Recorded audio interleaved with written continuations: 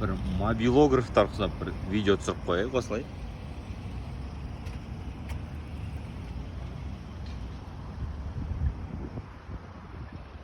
Достар, камераны жауып қойғанбыз. Әдейіге оқушы ештеме көрмесін деп камерадан. Екі автокөліктің ортасына парковаться етіп жатырық. Іште бұл кісіде камера бар, жан жағында машинасының. Бірақ камерасы парковаться етуді үйрету үшін мен өзім алып камераны жауып тастадым.